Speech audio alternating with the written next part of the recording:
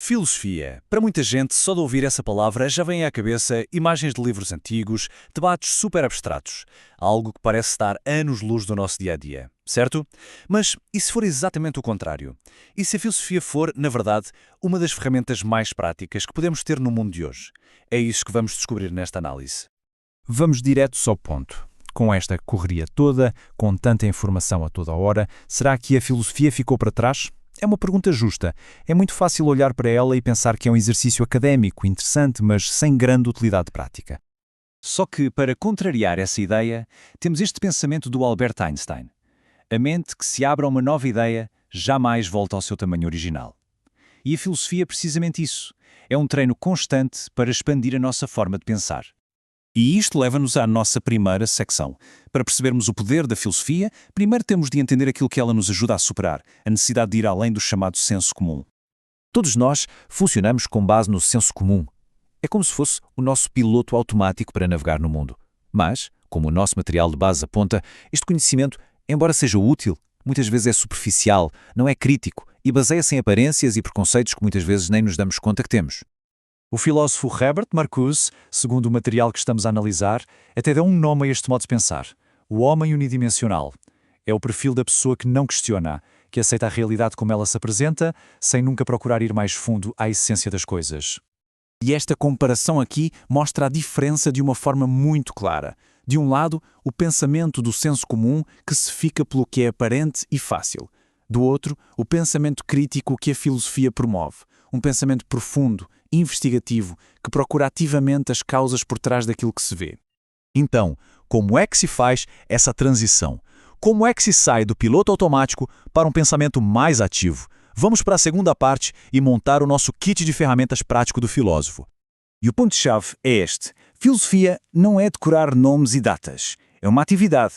Os seus elementos essenciais são os problemas, as teorias e os argumentos.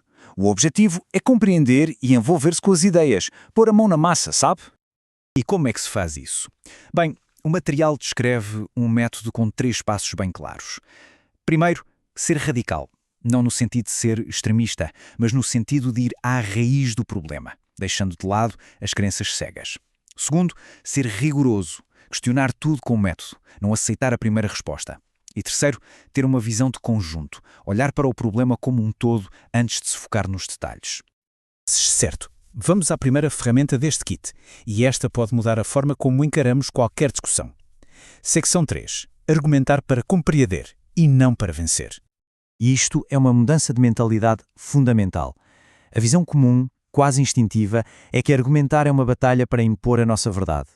Mas a visão filosófica é completamente diferente. O objetivo não é ganhar, é compreender o raciocínio da outra pessoa, para só depois partilhar a nossa perspectiva de uma forma construtiva. O benefício prático disto é enorme.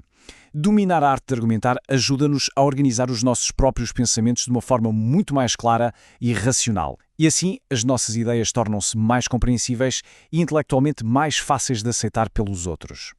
E isto leva-nos direitinhos à próxima ferramenta, que é, basicamente, a espinha dorsal de um bom argumento. Secção 4. Lógica, ou seja, como identificar argumentos com falhas. A lógica é o que dá estrutura a um argumento. A sua unidade mais básica é o silogismo. Eu sei, o nome parece complicado, mas a ideia é super simples. É uma forma de raciocínio em que uma conclusão lógica é tirada a partir de 2 afirmações iniciais, que chamamos de premissas. Vamos ver o exemplo clássico que deixa tudo isto perfeitamente claro. Premissa maior: todos os seres humanos são racionais. Premissa menor: Sócrates é um ser humano.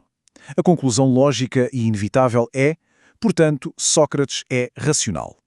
Esta estrutura garante que o argumento é válido. Mas a lógica não serve só para construir bons argumentos. Talvez ainda mais importante, ajuda-nos a identificar os maus. E o oposto de um argumento válido é um sofisma. Um raciocínio que tem falhas, muitas vezes usado de propósito para enganar, porque tem a aparência de ser válido. E nós vemos sofismas por todo o lado, desde debates políticos a discussões na internet. O ataque ad hominem, que ataca a pessoa em vez da ideia. O apelo ad misericordiam, que usa a pena para convencer. O ad baculum, que recorre à ameaça. E a ignorância do assunto, uma tática comum para desviar a atenção. Reconhecer isto é um verdadeiro superpoder intelectual. E então qual é o resultado final de usar estas ferramentas todas? Chegamos à nossa última secção, o objetivo de todo este processo, a transformação. Este é o grande prémio. A filosofia tira-nos daquela visão unidimensional de que falava o Marcuse e leva-nos a um estado de reflexão crítica e de autonomia intelectual. Deixamos de ser receptores passivos de informação e passamos a ser pensadores ativos e independentes. E atenção, isto não nos transforma em robôs frios e calculistas. Pelo contrário, a filosofia abraça a experiência humana por completo. Como o filósofo Blaise Pascal nos lembra, o coração tem as suas razões que a própria razão desconhece. Reconhecer os limites da razão também é uma forma de sabedoria.